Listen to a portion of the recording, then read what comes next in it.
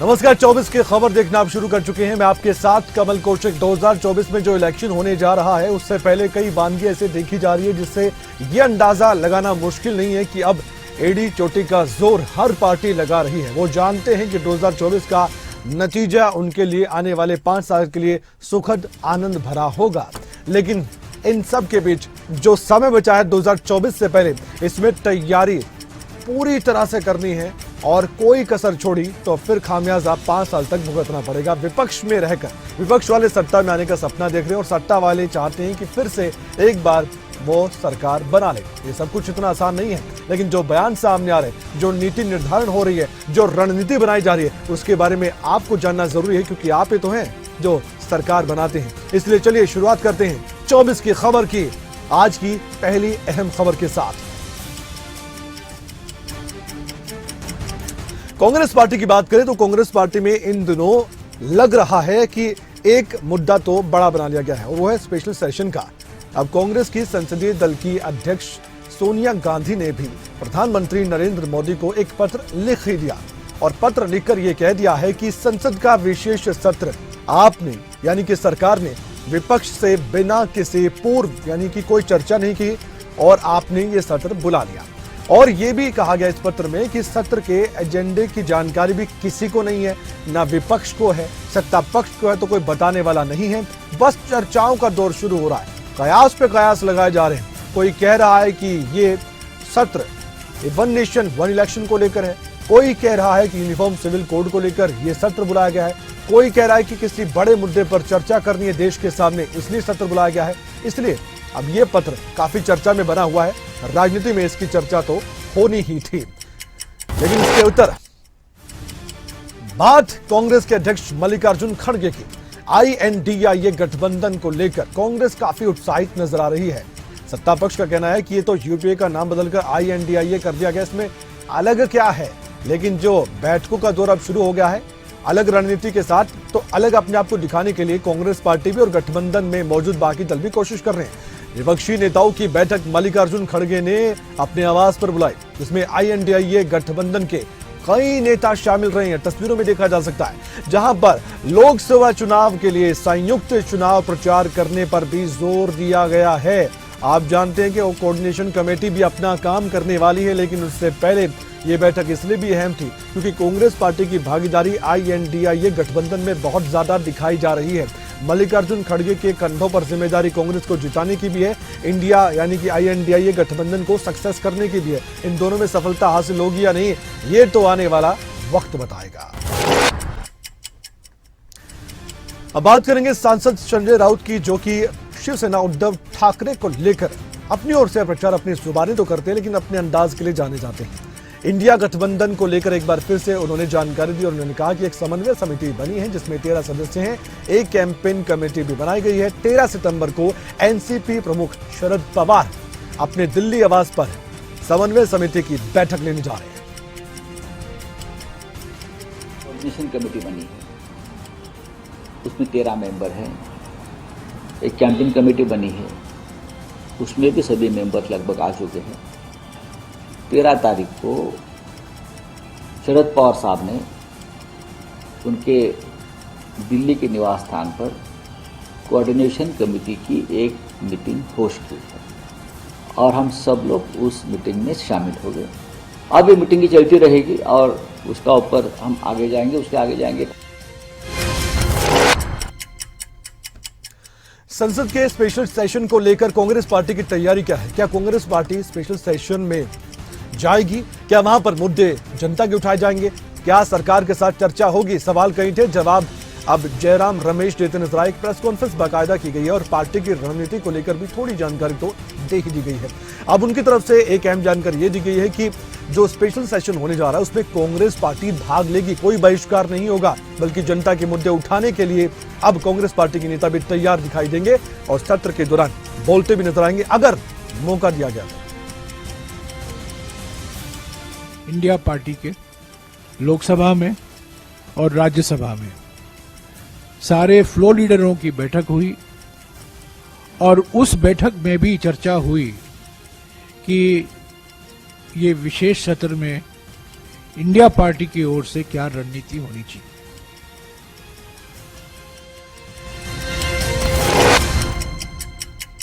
अब 24 की खबर में बात उस राजनीति की जो भारत नाम को लेकर हो रही है, या यूं कह लीजिए कि इंडिया नाम को लेकर हो रही है। भारत इंडिया की लगातार चर्चा जारी है। कांग्रेस के राष्ट्रीय अध्यक्ष मल्लिकार्जुन खड़गे ने एक बार फिर से सरकार पर तंज कसी दिया। उन्होंने कहा है कि हमने सभी समान विचारधारा वाले दलों के साथ एक मिलकर गठबंधन बनाया, संगठन बना लिया, जिसका नाम हमने INDIA यानी कि इंडिया रख दिया। वो इंडिया को देखकर घबरा रहे हैं और वे अब इंडिया का नाम भारत रखने जा रहे हैं। और इसको लेकर उन्होंने ये भी कहा कि संविधान में इंडिया दैट इज भारत लिखा है। हम तो खुद कह रहे हैं कि भारत जोड़ो यात्रा भी हमने निकाली।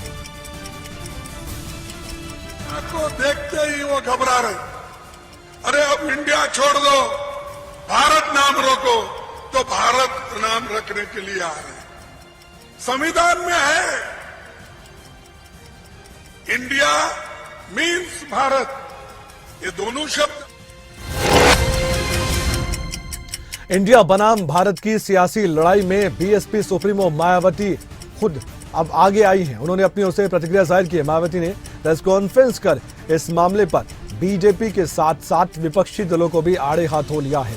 अब उन्होंने सीधा सीधा ये कह दिया है कि देश के जरूरी मुद्दों को नजरअंदाज किया जा रहा है। तो ये है कि देश के नाम को लेकर अपने संविधान के साथ छेड़छाड़ करने का मौका बीजेपी के NDA को या खुद विपक्ष ने एक सोची समझी रणनीति व षड्यंत्र के तहत अपने गठबंधन का नाम इंडिया रखकर इनको दिया है।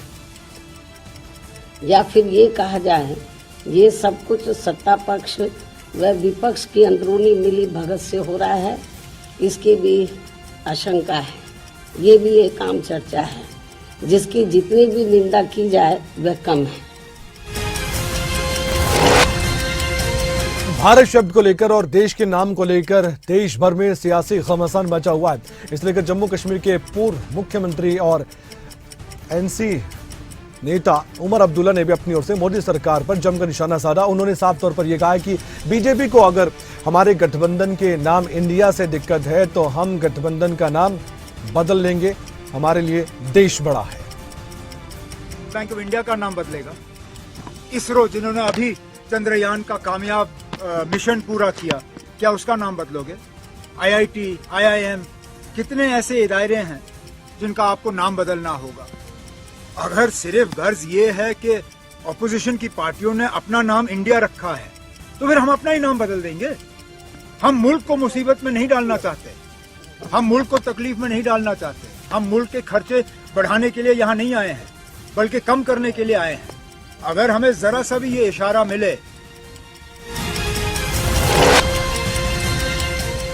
इशारा 2024 के इलेक्शन की तरफ है। सत्ता पक्ष और विपक्ष दोनों अपनी अपनी राजनीति चमकाने में जुटे हुए हैं, लेकिन क्या वाकई में ये इतना बड़ा मुद्दा है कि देश के नाम को लेकर चर्चा हो जाए?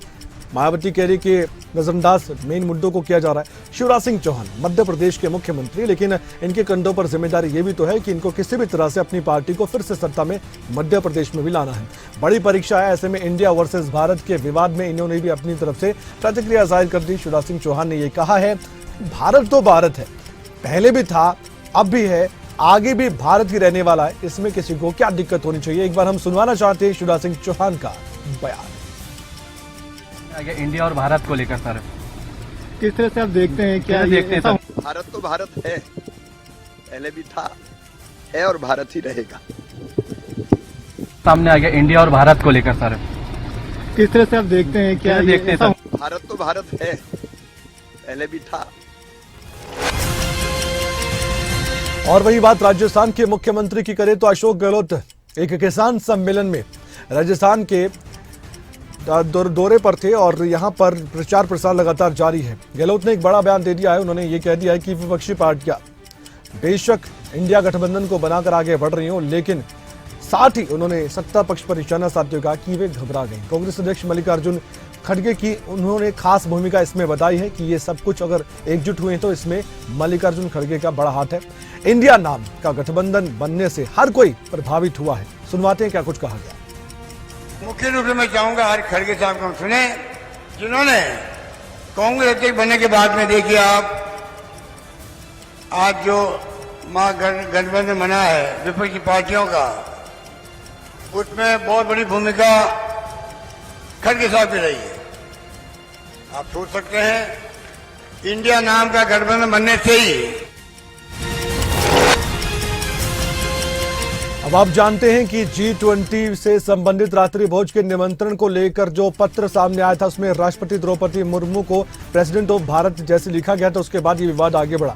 हरियाणा के कैबिनेट मंत्री अनिल विज ने विपक्ष को आड़े हाथों भी लिया है और साथ ही उन्होंने ये भी कहा है, नसीहत दी है कि भारत के संविधान के पहले अनुच्छेद में ही लिखा हुआ है we the people of India the Bharat, यानी पूरी तरह से ये स्पष्ट किया गया है कि हम इंडिया के लोग जो कि भारत है।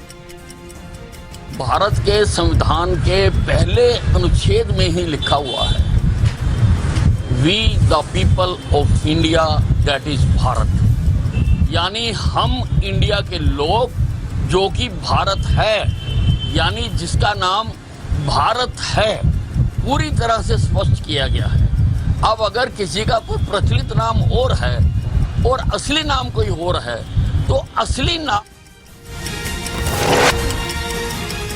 इंडिया नाम को लेकर अब सियासी तूफान आ चुका है। हरियाणा के कृषि मंत्री जेपी दलाल ने भी ये कहा है कि हम इंडिया नाम लेने से बचने की कोई जरूरत नहीं है, ना हम बच रहे हैं। पर यूपीए ने सट्टा हथियाने के लिए नाम बदला है, ये सबको मालूम है। पर लोग अभी भी इस शासन को नहीं भूले हैं जिसमें रोज बम ब्लास्ट हुआ करते थे, रोज बड़े बड़े घोटाले हुआ करते थे और साथ ही देश बर्बादी की ओर बढ़ रहा था, ये सबको मालूम है।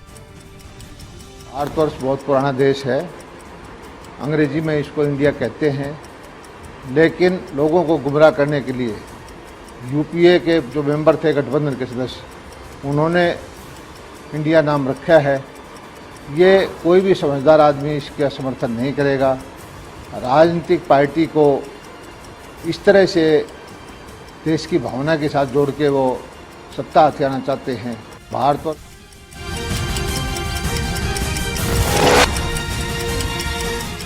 ये पूरा मुद्दा एक कदम आगे बढ़ चुका है। हरियाणा की राजनीति में भी इंडिया वर्सेस भारत की पूरी चर्चा है। INDIA गठबंधन तो हर राज्य में सीट शेयरिंग का फॉर्मूला खोज रहा है। इस बात को दुष्यंत चौटाला भी जानते हैं, इसलिए दुष्यंत चौटाला भी कई जगह प्रतिक्रिया दे चुके हैं और ये सिलसिला आगे भी जारी है। जहां पर गए वहां पर इस गठबंधन को लेकर दुष्यंत चौटाला ने खूब तंज कसे हैं। हरियाणा के डिप्टी सीएम दुष्यंत चौटाला ने कांग्रेस पर भी बड़ा तंज कसा, क्योंकि कांग्रेस की भूमिका इसमें सबसे ज्यादा लग रही है। ऐसा साफ तौर पर अशोक गहलोत ने भी अपनी जुबानी कहा है कि मल्लिकार्जुन खड़गे ने तो INDIA यानी कि इंडिया ये पूरा नाम रखा गठबंधन का, उसके बाद ये सियासी तूफान सा आ गया है। अब उन्होंने ये कह दिया कि जिस तरह से कांग्रेसियों की लड़ाई सामने आ रही है, ना इंडिया महागठबंधन बचेगा और ना ही कांग्रेस बचने वाली है। और मुझे नहीं लगता कि बहुत लंबा ना तो ये इंडिया गठबंधन टिकेगा, ना कांग्रेस के नेतृत्व की फूट छुपी रहेगी। बहुत मध्य प्रदेश के चुनाव के लिए बीजेपी पूरी तरह से तैयार है, लेकिन गडकरी ने जहां शिवराज सिंह चौहान की तारीफ की तो पिछली सरकारों को जमकर कोसा। एक किस्सा भी सुनाया। जब मध्य प्रदेश में शिवराज जी आने के पहले रोड की हालत कैसी थी, मैं नागपुर से छिंदवाड़ा जा रहा था, रोड पर इतने गड्ढे थे तो मेरे साथ बैठे हुए लोग कुछ स्कूटर पर जाकर मुझे देख रहे थे। तो कार्यकर्ता में एक व्यक्ति जा रहा था अपने पत्नी को लेकर और बार बार पीछे मुड़कर देख रहा था। तो मुझे वो बता रहा था, देखो आपको देख रहा है। तो मैंने कहा मुझे नहीं देख रहा है, वो बार बार अपने पत्नी को हाथ लगाकर देख रहा है कि गिर गई, है कि गिर गई। ये मध्य प्रदेश की हालत थी। सुना कैसे तंज भरे लहजे में पिछली सरकारों को यानी कि कांग्रेस पर भी जुबानी वार करते नजर आए नितिन गडकरी।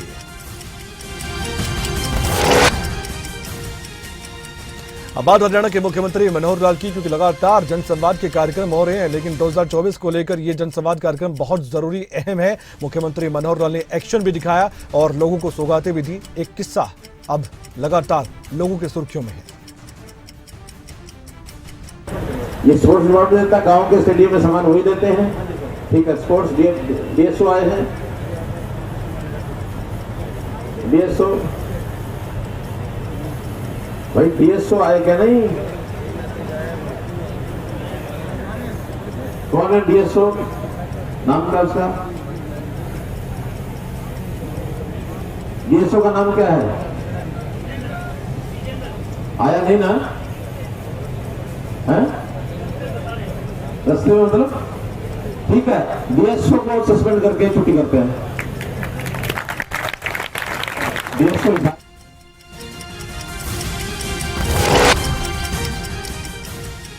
अब बात हरियाणा की राजनीति के दूसरे पहलू की। फरीदाबाद के सेक्टर 12 में वही हुआ जिसका डर था कांग्रेस पार्टी के नेताओं को। कांग्रेस की मीटिंग में फिर से हंगामा देखने को मिला, जहां पर कुमारी सैलजा गुट के समर्थकों पर यह आरोप है कि उन्होंने जमकर नारेबाजी की और इनडिसिप्लिन दिखाया। इस दौरान कुमारी सैलजा के कार्यकर्ताओं ने उनके पक्ष में नारेबाजी की और आरोप भी लगा दिया कि ये कहा गया कि हमें इस मीटिंग के बारे में कुछ भी नहीं बताया गया।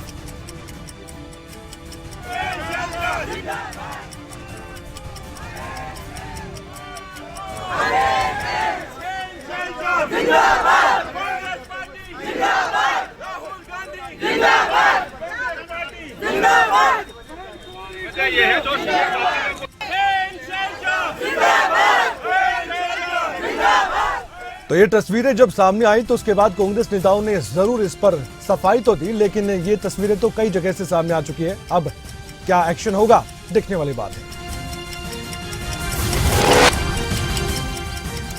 अब हरियाणा कांग्रेस में गुटबाजी तो सबके सामने आ चुकी है, लेकिन कुमारी सैलजा एक ऐसा चेहरा है जो कि अपनी ओर से प्रतिक्रिया जब दे रही हैं तो आजकल खुलकर बोल रही हैं। खबरें तक से खास बातचीत की उन्होंने और कांग्रेस संगठन को लेकर भी कई बातें कही हैं। केसी वेणुगोपाल से उन्होंने मुलाकात की थी। इस दौरान मुलाकात के बाद उन्होंने बहुत कुछ बताया है, आइए आपको सुनवाते हैं। अभी हमारा हमेशा से यही रहा है कि संगठन बनना चाहिए और बैलेंस्ड संगठन बनना चाहिए, लेकिन जगह जगह से जो कार्यकर्ताओं की सबकी रिपोर्ट आ रही है, आपने देखा कि कहीं ना कहीं सब कुछ ठीक नहीं है और जो प्रेजेंट किया जा रहा है लोगों के सामने वो मामला कहीं ना कहीं पार्टी में अंदरूनी बात है। ये तो जो भी बात है वो हम हाईकमांड तक लेकर गए और उनको हमने अवगत कराया।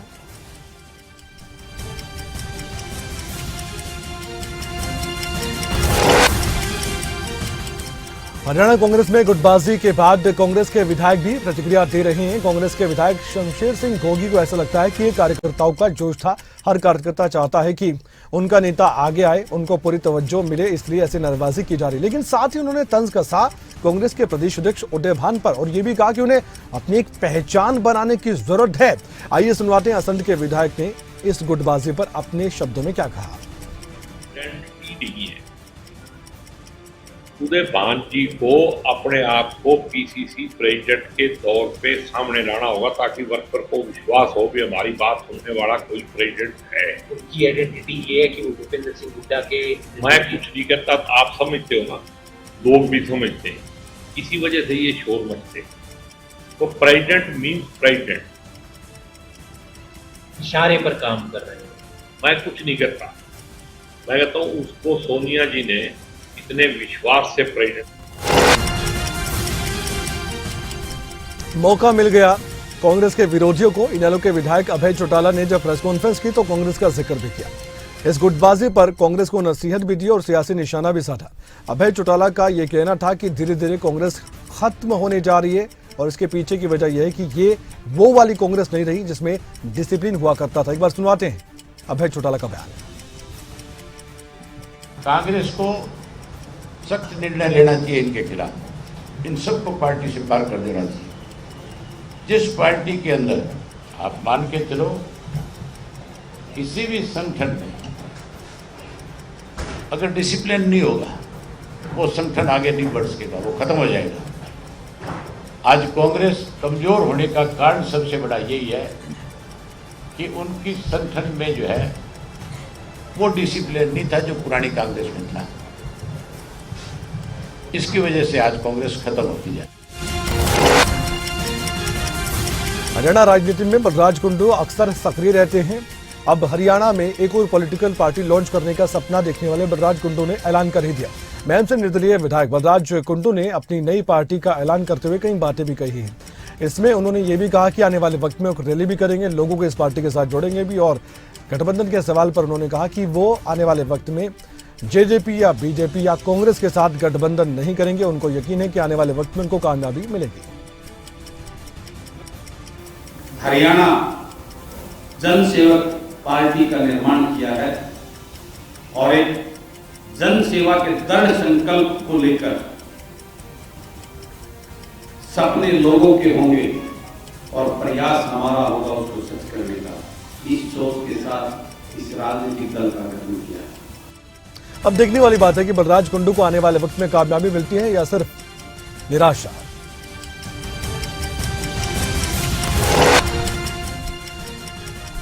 इंडिया गठबंधन में आम आदमी पार्टी भी है और कांग्रेस पार्टी भी है। पंजाब में जब आने वाले वक्त में आम चुनाव होंगे तो क्या सीट शेयरिंग का फॉर्मूला पंजाब में लागू होगा? सवाल बड़ा है, लोगों के बीच चर्चा का विषय है। पंजाब कांग्रेस के अध्यक्ष अमरिंदर सिंह वड़िंग से भी, राजा वड़िंग से यानी कि सवाल पूछा गया इसी पर।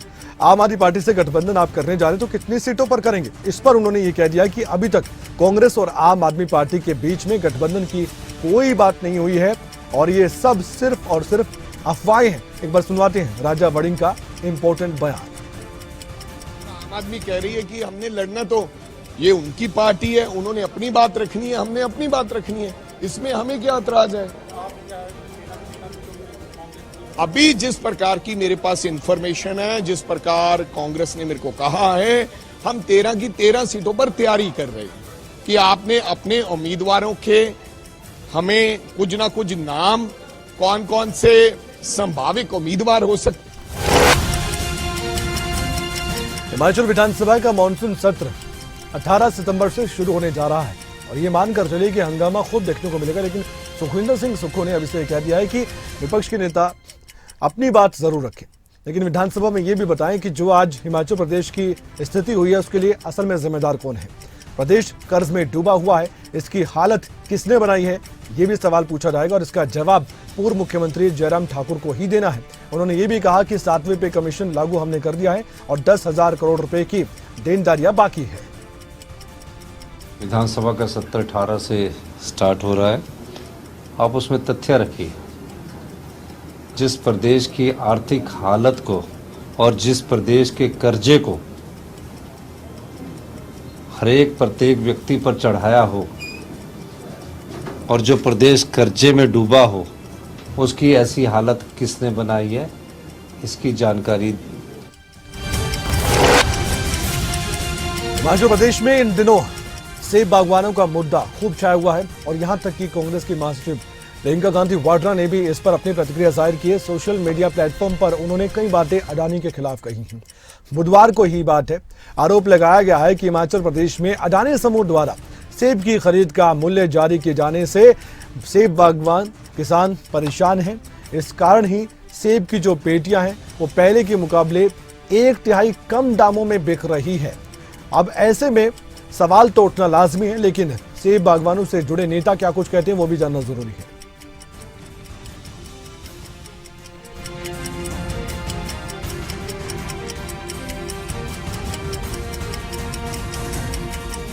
ये वही ट्वीट है जिसमें प्रियंका गांधी ने अपनी ओर से कई ऐसी बातें कही हैं जिससे बीजेपी को जरूर ऐसे लग रहा होगा कि अब ये मुद्दा उनके खिलाफ हिमाचल प्रदेश में उठने वाला है। छत्तीसगढ़ में आगामी विधानसभा चुनाव को देखते हुए मुख्य विपक्षी दल भारतीय जनता पार्टी ने राज्य में अब परिवर्तन यात्रा चलाने की पूरी तरह से तैयारी कर ली है। इसके जरिए क्या आने वाले वक्त में कामयाबी मिलेगी, सवाल तो जनता ही इसका जवाब देगी। लेकिन विधानसभा क्षेत्रों में जाकर करीबन 2989 किलोमीटर की एक बड़ी दूरी तय की जानी है और ये यात्रा राज्य में 12 सितंबर और साथ ही 16 सितंबर से दो अलग अलग स्थानों, जिनमें दंतावाड़ा है और जशपुर, यहां से निकलने वाली है और यहां से शुरू हो जाएगी। फिर ये यात्रा आगे बढ़ती रहेगी और साथ ही अपने विरोधियों को बीजेपी के नेता निशाने पर लेते हुए नजर भी आने वाले हैं, क्योंकि चुनाव ज्यादा दूर नहीं है। रणनीति सबको बनानी है, एक दूसरे की तरफ आरोप प्रत्यारोप फेंक दी जाती हैं, लेकिन सब ये जानते हैं कि इस तरह की यात्रा से कितना फायदा आने वाले वक्त में मिल सकता है। भारत जोड़ो यात्रा का जिक्र तो कांग्रेस पार्टी भी करती है, लेकिन बीजेपी को इस यात्रा से क्या वाकई में लाभ मिलने वाला है, देखने वाली बात है। सनातन धर्म पर बीजेपी के सांसद और राष्ट्रीय प्रवक्ता सुधांशु त्रिवेदी ने इंडिया गठबंधन पर तंज कस दिया है। उन्होंने कह दिया है कि अगर दूसरे लोगों को भी इसमें ज्ञान नजर आता है तो क्या ही कहा जाए। कांग्रेस के लोगों को इसमें बीमारी नजर आ रही है। विशेषकर मैं कांग्रेस पार्टी से कि आपके नेता अगर मिस्टर परमेश्वर ये कहते हैं और आपके अलायंस सहयोगी उदय निधि ये कहते हैं कि हिंदू धर्म एक डिजीज है, तो मैं याद दिलाना चाहता हूं कि एटम बम के आविष्कारक रॉबर्ट ओपेनहाइमर को गीता में प्रेरणा नजर आती है। एटॉमिक स्ट्रक्चर देने वाले 24 ओवर में फिलहाल इतना ही। अपना ख्याल रखिए, देखते रहिए खबरें अभी तक। नमस्कार।